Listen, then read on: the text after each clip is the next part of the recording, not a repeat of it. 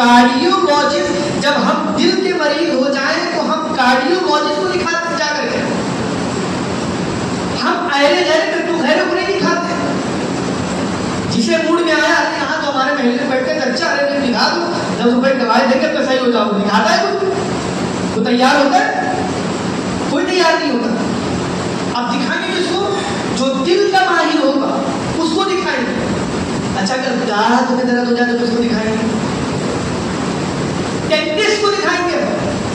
اب ایسا نہیں کہ نیورولوجسٹ کے پاس چلے جا رہے ہیں یا پھر ڈرمٹولوجسٹ کے پاس چلے جا رہے ہیں، اسی کو دکھائیں گے تو اس فیلڈ کا ماہر ہوگا. ہمارے یہاں اللہ کی ایک نعمت ہے کارڈیولوجی ہے نا، جو کارڈیولوجی ہے ہمارے یہاں یہ اللہ کی نعمت ہے. ایسے ہی ہیلنڈ یہ بڑے بڑے شہروں میں نہیں ہوتے، آس پاس کے سارے کیسز یہاں آتے ہیں. آپ ان کو ہلکے میں لیتے ہیں لیکن یہ سرکاریوں بہت اچھے طریقے سے پرووائڈ کرتے ہیں.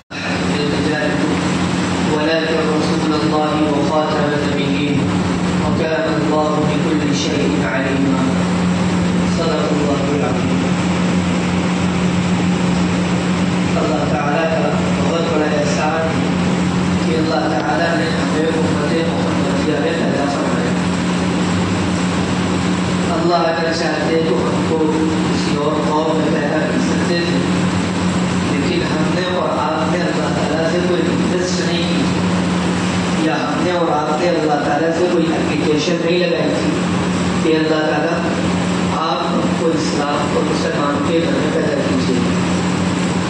ایسا کوئی کنسیپٹ موجود نہیں، لیکن باوجود ان تمام باتوں کے اللہ سبحانہ و تعالیٰ نے ہمیں اور آپ کو ایک ایمانی گھر میں پیدا فرمایا. یہ اللہ سبحانہ و تعالیٰ کا بے پناہ احسان اور بے پناہ کرم والی بات ہے کہ بن مانگے بغیر مانگے کچھ اللہ تعالیٰ سے ہم نے نہیں کہا، لیکن اللہ تعالیٰ نے ہمیں اور آپ کو ایمان جیسی دولت عطا فرمائی. اپنے آپ میں یہ ایک بہت بڑی بات ہے. آپ نے یہ کبھی نہیں سنا ہوگا کہ نبیوں کے بعد بھی کسی پر فرشتے آتے ہیں. کیا آپ نے کبھی یہ سنا کہ کسی انسان کے اوپر فرشتے آتے ہیں اور وہ اس سے آ کر بات کرتے ہیں؟ کبھی سنا ہے؟ کبھی نہیں سنا ہوگا. لیکن قرآن کریم کہہ رہا ایسا ہے، انسانوں کے پاس، عام انسانوں کے پاس بھی فرشتے آتے ہیں، باقاعدہ آتے ہیں.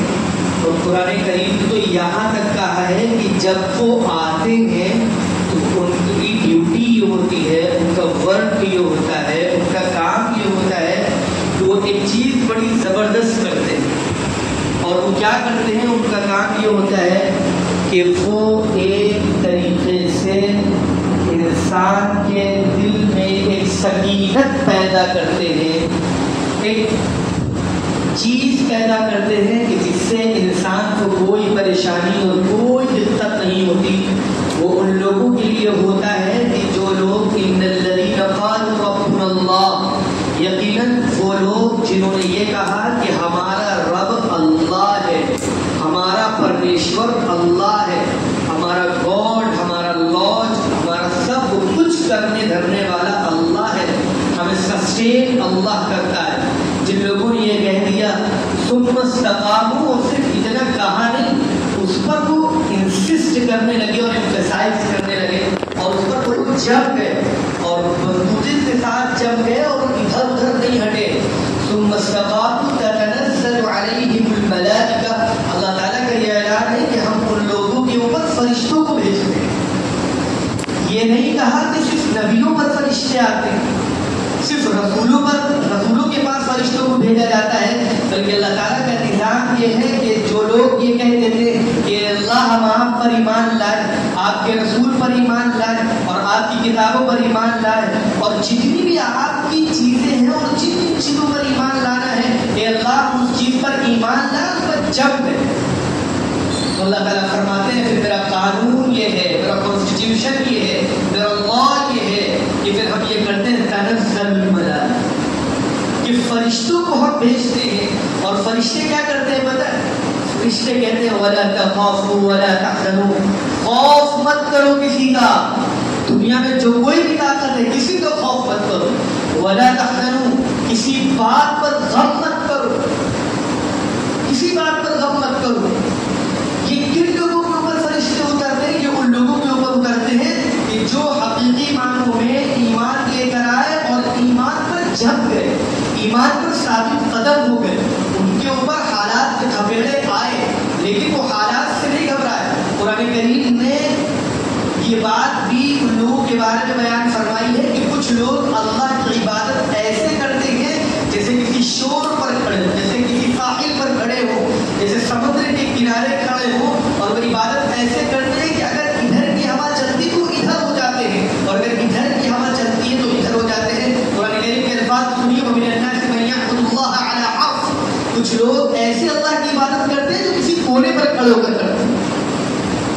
فَإِنْ أَصَابَهُ خَيْرٌ اطْمَأَنَّ بِهِ، جب ان کو کوئی پریشانی لاحق نہیں ہوتی، جب ان کو کوئی چیز ایسی نہیں ہوتی جو ان کو ڈسٹرائے کر دے، کوئی چیز ایسی نہیں ہوتی جو ان کو پریشان کر دے، کوئی چیز ایسی نہیں ہوتی جو ان کو ورید کر دے، کوئی چیز ایسی نہیں ہوتی، تو وہ بڑے خوش رہتے ہیں اور بڑی ان کی تمنائیں اجاگر ہوتی ہیں اور وہ بڑا اس بات سے سیٹسفائڈ رہتے ہیں اور کوئی ان کو پریشانی لاحق نہیں ہوتی۔ کیا کہتے ہیں؟ وَمِنَ النَّاسِ مَن يَعْبُدُ اللَّهَ عَلَىٰ حَرْفٍ فَإِنْ أَصَابَهُ خَيْرٌ اطْمَأَنَّ بِهِ، تو کوئی اطمینان ہو جاتا ہے، ایک سکون ہو جاتا ہے۔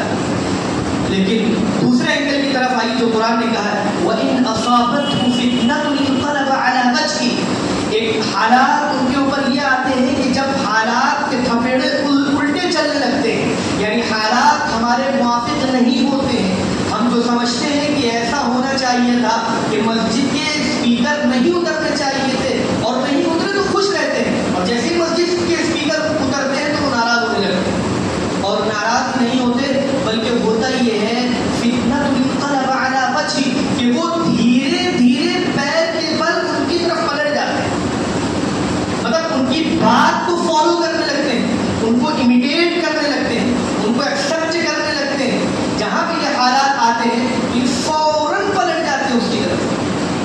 تو کچھ لوگ اللہ کی ایسے بھی عبادت کرتے ہیں، اللہ تعالیٰ فرماتے ہیں وَمِنَ النَّاسِ مَن يَعْبُدُ اللَّهَ عَلَىٰ حَرْفٍ فَإِنْ أَصَابَهُ خَيْرٌ اطْمَأَنَّ بِهِ وَإِنْ أَصَابَتْهُ فِتْنَةٌ انقلب عَلَىٰ وَجْهِهِ خَسِرَ الدُّنْيَا وَالْآخِرَةَ ذَٰلِكَ هُوَ الْخُسْرَانُ الْمُبِينُ، بہت بڑا خسارہ ہے اور بہت بڑا نقصان ہے ان کے لیے، اور یہ نقصان تو کھلا ہوا، اس میں کوئی چھپی چھپائی بات نہیں۔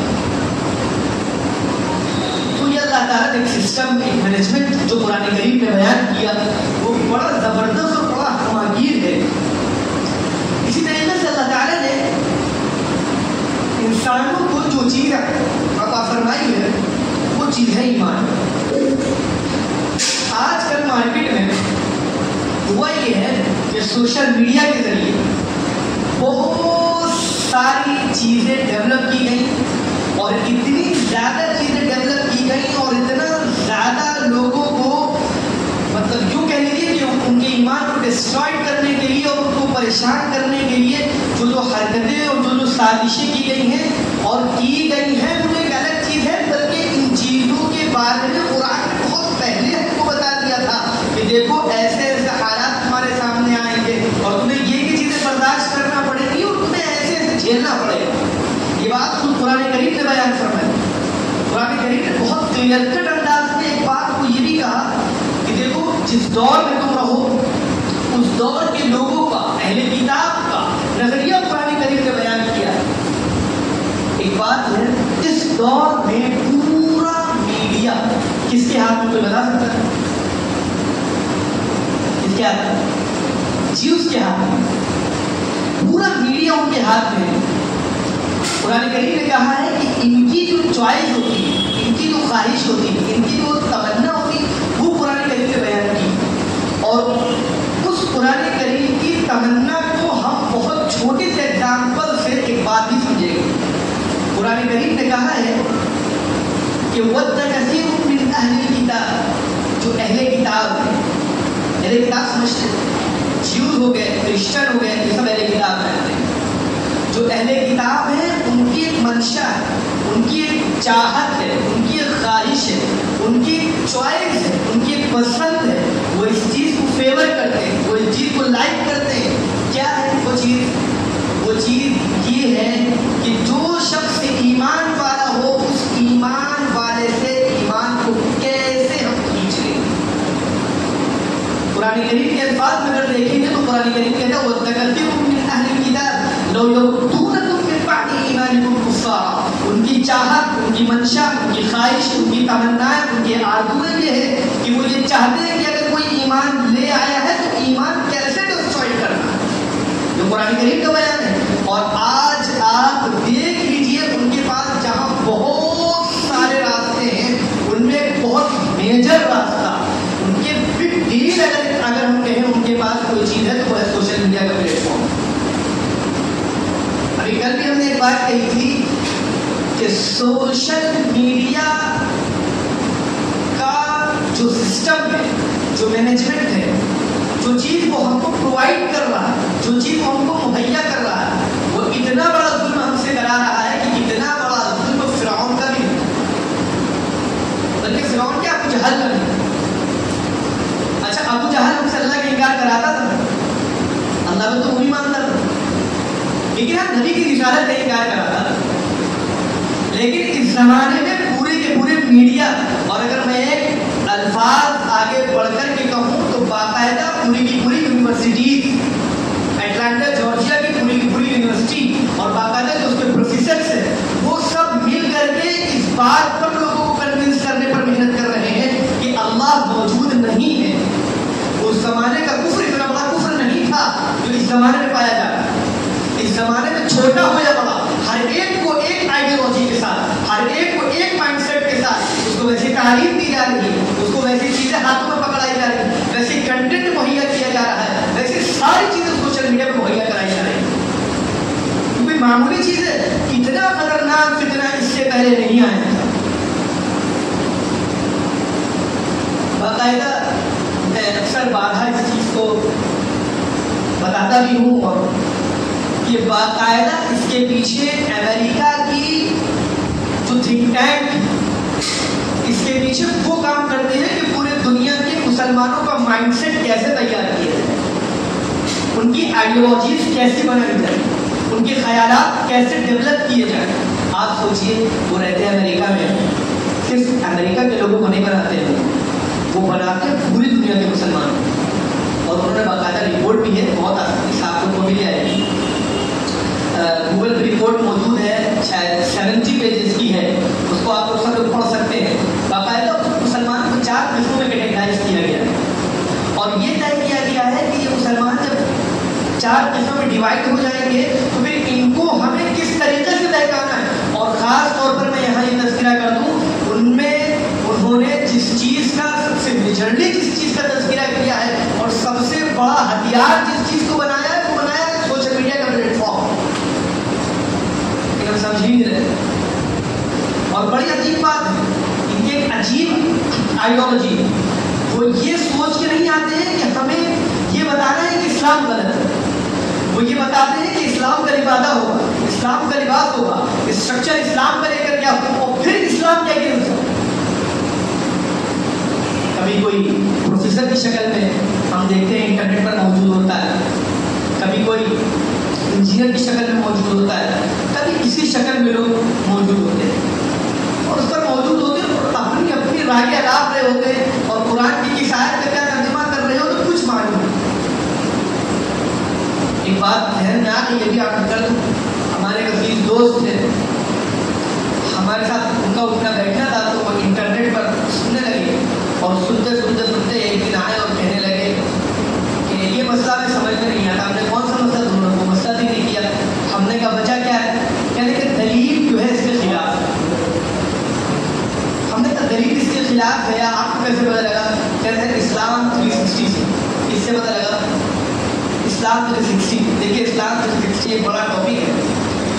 ابھی یہ موقع نہیں کہ اسلام 360 باقاعدہ ایک ایپ ہے اور اس میں بے انتہا آج بھی خامیاں موجود ہے، اور میں اس پوزیشن میں ہوں کہ میں دکھا سکتا ہوں اصل کتاب میں اور اسلام 360 میں کہ کس قدر جھول کیا گیا ہے. روایتوں میں کس طریقے سے کون سی روایت کون سے راوی کو صحیح کرا اور اس میں نہیں کہا گیا. باقاعدہ روایت ذکر کی جا رہی ہے، امام بخاری اس کے بعد ایک عمل نقل کر رہے ہیں، لیکن اسلام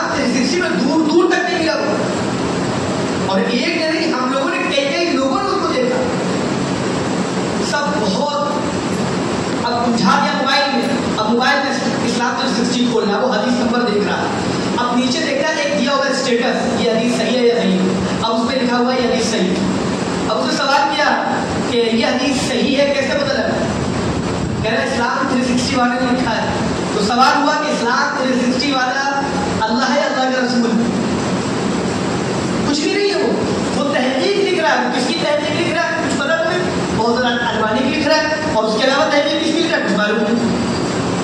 उसने तहकीक लिख दी, और लिखने के बाद हमने कहा अगर यही हदीस हम सेहत के दर्जे को पॉजिटिव दिखा दें तो तुम इसको मानोगे, और हमने दूसरी किताबों में जब उसको दिखाया तो वो बात बिल्कुल ही अलग थी। तो कहने की बात ये है कि आजकल मार्केट में जो चल रहा है ये सब भी प्लान है। हम ये समझते हैं ना कि इस्लाम का बाबू बाहर है और सब इस्लाम की तरफ बढ़ रहे हैं, नहीं, ये हमें एक दिखाया जा रहा है, हमें नोट दिखाकर अपनी तरफ खींचा जा रहा है। हम तो समझ रहे हैं कि इस्लाम की खिदमत हो रही है, लेकिन न जाने कितने लोग ऐसे हैं, हम खुद एक आलिम दीन का बयान सुना सकते हैं, वो एक दूसरे मजहब से रिलेट करते हैं। उन्होंने ये कहा कि सबसे ज्यादा हदीस का इनकार करने वाले मेरी जमात से पैदा हो। सोचे जो हदीस का इनकार करे मुसलमान हो सकते। तो कैसे कैसे लोगों को बहकाना है। अब अल्लाह जाने मार्केट में एक बात बताइए, बहुत प्रैक्टिकली बात है, अगर मेरे स्किन में प्रॉब्लम हो जाए तो मैं किसको दिखाऊंगा? डॉक्टर को। लेकिन मैं इसको थोड़ा सा और मुनहसिर करता हूँ और थोड़ा समेटता हूँ, मैं दिखाऊंगा डर्मेटोलॉजिस्ट को। डर्मेटोलॉजिस्ट किसे कहते हैं? स्किन का माहिर डॉक्टर को। अच्छा, क्या हर नरे लट्टू चेहरे को दिखाएंगे आप? अरे आप तो डॉक्टर को दिखाने के लिए तैयार नहीं हो रहे। वो भी डॉक्टर है, जो न्यूरोलॉजिस्ट है वो भी डॉक्टर है, और जो डर्मेटोलॉजिस्ट है वो भी डॉक्टर है, और जो ऑप्थेल्मोलॉजिस्ट है वो भी डॉक्टर है। ये सारे डॉक्टर है, लेकिन आप सबको दिखाने के लिए तैयार नहीं हो रहे। लेकिन अगर स्किन की प्रॉब्लम आई है तो आप दिखा रहे डर्मेटोलॉजिस्ट को। क्यों? ये मसला उसी का है। अच्छा, दिल में परेशानी हो जाए तो किसको दिखाएंगे? कार्डियोलॉजिस्ट को। हार्ट स्पेशलिस्ट को हमने नाम रख रखे, स्किन स्पेशलिस्ट, ये कोई नाम आप नहीं, असल नाम का डर्मेटोलॉजिस्ट होता है। हार्ट स्पेशलिस्ट, कोई हार्ट नहीं होता है, इनको असल कहते हैं कार्डियोलॉजिस्ट। तो कार्डियोलॉजिस्ट, जब हम दिल के मरीज हो जाएं तो हम कार्डियोलॉजिस्ट को दिखाते जा करके, हम अहले जाए तो गैरों को नहीं दिखाते। जिसे मूड में आया यहाँ तो हमारे महल में बैठते अच्छा रहे दिखा दो, 10 रुपए दवाई देकर तो सही हो जाओ, दिखाता है तो तैयार होता है? कोई तैयार नहीं होता। अब दिखाएंगे किसको? जो दिल का माहिर होगा उसको दिखाएंगे। अच्छा, अगर दांत में दर्द हो जाए तो किसको दिखाएंगे? डेंटिस्ट को दिखाएंगे। अब ऐसा नहीं कि न्यूरोलॉजिस्ट के पास चले जा रहे हैं या फिर डर्मेटोलॉजिस्ट के पास चले जा रहे हैं, उसी को दिखाएंगे तो उस फील्ड का माहिर होगा। इस बात से इतनी बात समझ में आ गई कि जो जिस फील्ड का माहिर हो और मसला भी उसी से रिलेट करता हो तो दिखाना भी उसी को चाहिए। मेरा हाथ टूट गया, अब मैं भागा, मैं किसके पास गया? न्यूनेटोलॉजिस्ट के पास। न्यूनेटोलॉजिस्ट कहते हैं वो डॉक्टर जो बच्चों को तेरी परवरिश का निदान दे। हम उसके पास गए, भागे, बताओ उसके पास हल होगा? तो क्या कहेगा? बहुत बड़े बेवकूफ हो, यहाँ चले आ गए। तुम्हारा हाथ टूटा है तो इसके स्पेशलिस्ट के पास जाओ, दिल की बीमारी इसके स्पेशलिस्ट के पास जाओ। हमारे यहाँ अल्लाह की एक नियामत है, कार्डियोलॉजिस्ट है ना, जो कार्डियोलॉजी है हमारे यहाँ, ये अल्लाह की नियामत है। ये समझिए ऐसे हाईलाइट, ये बड़े बड़े शहरों में नहीं होते, आसपास के सारे केसेस यहाँ आते हैं। आप इनको हल्के में लेते हैं, लेकिन ये सरकारी ना बहुत अच्छे तरीके से प्रोवाइड करते हैं। कि एक मरतबा हम झेल चुके, हमारे खानदान का मसला था, बहुत बड़े बड़े केस जो सेकेंडों में तड़पड़ होते हैं वो आते हैं। अगर आपने फौरन नहीं देखा तो गया केस। हमने उन लोगों को देखा है कि बाकायदा बस ऐसा लग रहा था कि वो मरीज अब गया तब गया, तो उन्होंने ये कहा कि पर्चा का छोड़ो, जब तक पर्चा बनवा दे तब तक तो उसका काम हो जाएगा। उन्होंने फौरन मशीन के अंदर डाला कि फौरन इसका दे दो, सीजी करना है, फौरन काम उसका शुरू किया। कापा पर्चा बनवाते रहो बाद में। बहुत बड़ी नेमत है हमारे मुल्क में कार्डियोलॉजी को, अच्छे अच्छे शहरों में नहीं होते ये सब, और सस्ता भी।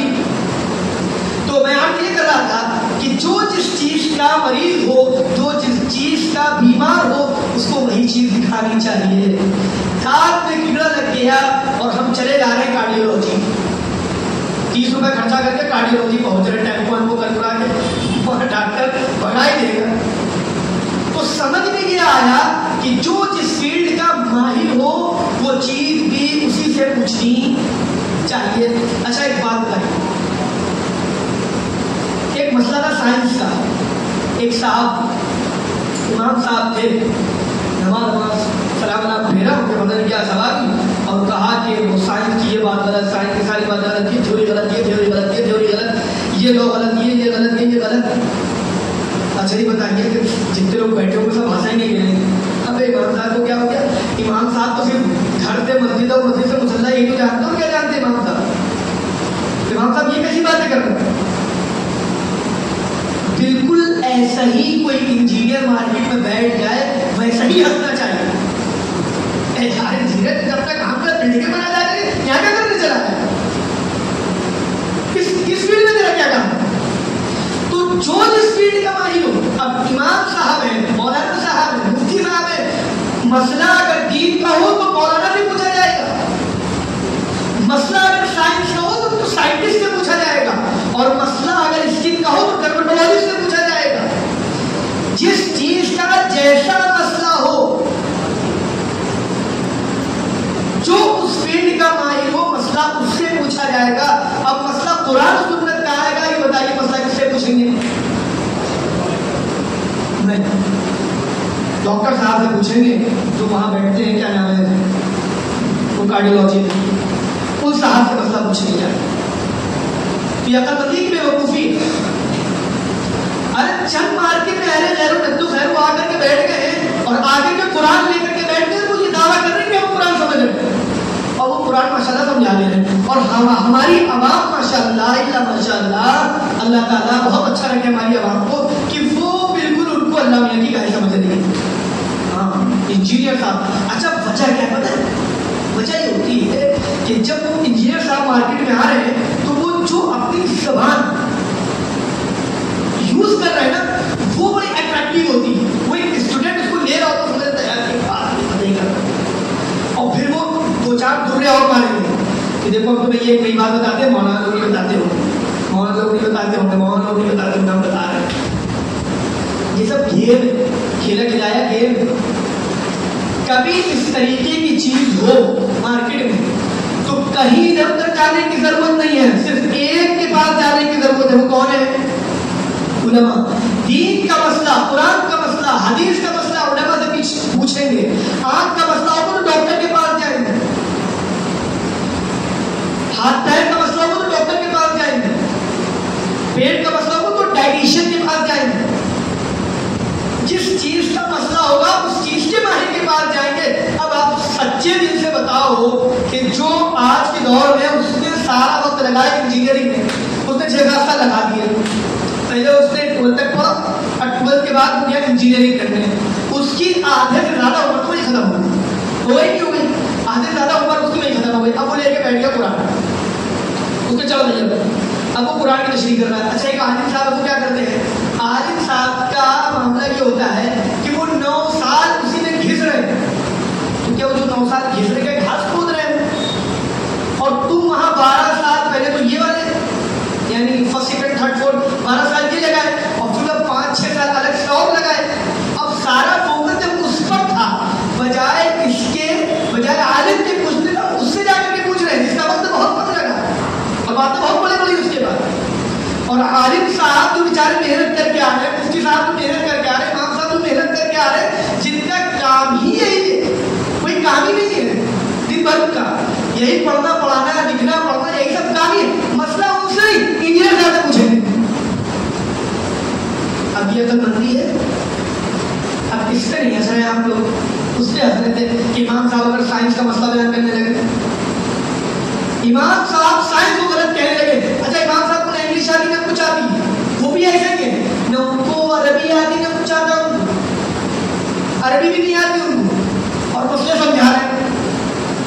ساری کتابیں اسماء الرجال کی، فن اسماء الرجال کی، جس میں یہ بحث کی جاتی ہے کہ یہ راوی صحیح ہے یا نہیں، ساری عربی میں، اور عربی کو آتی نہیں، وہ سمجھا رہے ہیں بیٹھ کے مارکیٹ میں، اور کہہ رہے ہیں فلاں غلط کا، فلاں غلط کا، فلاں. ارے عربی تمہیں آتی تم سمجھا کر. اب ہنسی آنی چاہیے تھی وہاں پہ کہ جس طریقے سے وہاں بے وقوفی ہے کہ کوئی مولانا صاحب کھڑے ہوں اور سائنس کے خلاف بولنے لگے، ایسی وہاں بے وقوفی ہے. ایک انجینئر صاحب ہے، ایک پروفیسر صاحب ہے، ایک اس ٹائپ کی جو بھی ہو وہ ہے، اور وہ کہہ رہے ہیں یہ غلط ہے، یہ غلط ہے، یہ غلط ہے، یہ غلط ہے. اچھا اس پر ایک لطیفہ سناتے ہیں، تم بات کو ختم کرتے ہیں. ایک صاحب تھے، وہ کہنے لگے کہ تم لوگ جماعت سے نماز پڑھتے ہو؟ ڈاکٹر صاحب تھے، ان کے بھوت سوال ہو، کہے گا ریسرچ، ہم ریسرچ کریں گے اسلام. تو ان کے بھوت سوال ہو گیا. جب ان کے بھوت سوال ہوا تو وہ اسلام کے بارے میں ریسرچ کر رہے تھے، اور جب ریسرچ کری تو جب ریسرچ کر کے تھوڑا سا جب ان کا دماغ چلا تو اپنے لوگوں کے پاس آیا، کہا یہ بتاؤ نماز پڑھتے ہو؟ کہنا نماز پڑھتے کا جماعت سے پڑھتے ہو؟ تو انہوں نے کہا ہاں. جاؤ پورا عمل قرآن کے خلاف.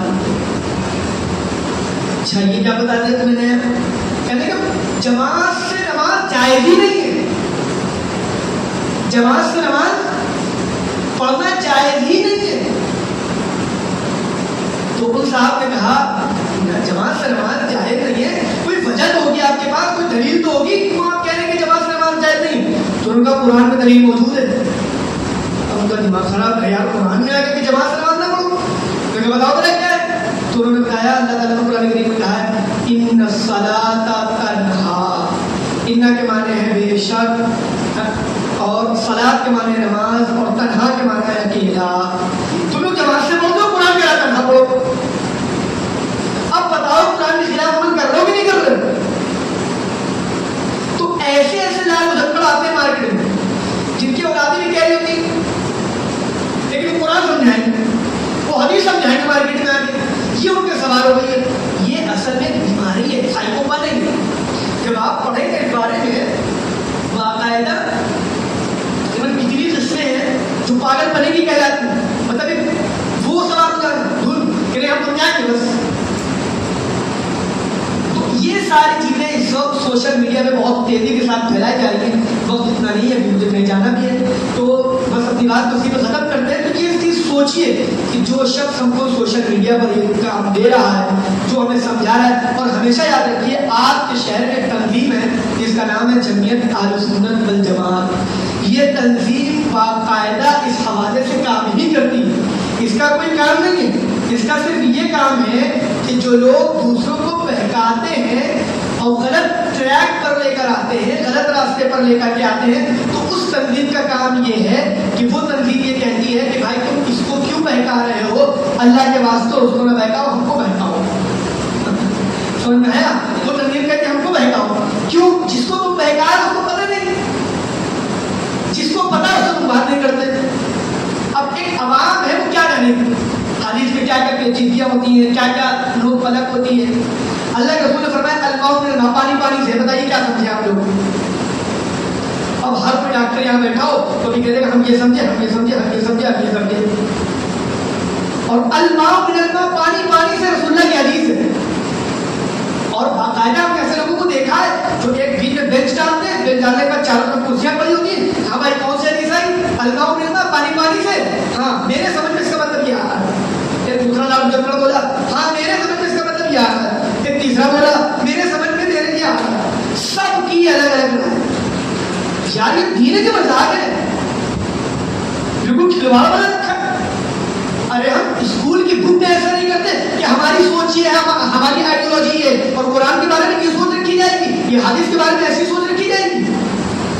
کیا نعوذ باللہ دین یتیم ہو گیا ہے؟ دین قیامت تک کے لیے دین محفوظ ہے. جو رسول اللہ صلی اللہ علیہ وسلم الماء من الماء کا مطلب دے کر کے کہتے ہیں، اب یہ لوگ سمجھائیں گے. یہ دن آپ نے ہمارے لیے کہ چار کرسی ڈال کے بیٹھ جائیں گے اور ہم کو سمجھائیں گے کہ الماء من الماء کا کیا مطلب ہے. سب کے الگ سمجھ میں آئے گا. تو اس طریقے سے یہ بہت تیزی سے یہ سب چیزیں باقاعدہ سوشل میڈیا دوارا یہ سب چیزیں پھیلائی جا رہی ہیں اور بہت تیزی سے لوگ مارکیٹ میں ورک کر رہے ہیں. اللہ تعالیٰ ہم سب کے ایمان کی حفاظت فرمائے. اور ایک خاص درخواست ہے آپ سے, کبھی بھی کوئی بھی بات ہو, ہمارے یہاں شہر میں نعمان بھائی ہیں, امام صاحب ہیں, حضرت ہیں ہمارے محمد صاحب ہیں, ان حضرات سے آپ لوگ رابطے میں رہیں. کبھی کوئی مسئلہ ہو اس طریقے کا, کوئی بھی رات جھٹکا آئے اور وہ حدیث کے بارے میں یا فقہ کے بارے میں یا کسی بھی چیز کے بارے میں وہ آ کر آپ کو پریشان کرنے کی یا وسوسہ ڈالنے کی کوشش کرے, آپ ان حضرات سے ملیے, انشاءاللہ اس کا ہم لوگ سب لوگ بیٹھ کر کے کوئی نہ کوئی حل نکالیں گے. اور ایسا حل نکلے گا پھر دوبارہ آپ کے پاس نہیں آئے گا سب کرنے گے انشاءاللہ. اللہ تعالیٰ جو کچھ کہا گیا ہم کو دل سے ماننے, اس پر عمل کرنے کی توفیق عطا فرمائے. وآخر دعوانا الحمدللہ رب العالمین. نعت و نظم, قرأت و تقریر اور مزید دینی دنیاوی اچھی ویڈیوز کے لیے ہمارے YouTube چینل نجیب خان جامعی کو سبسکرائب کریں.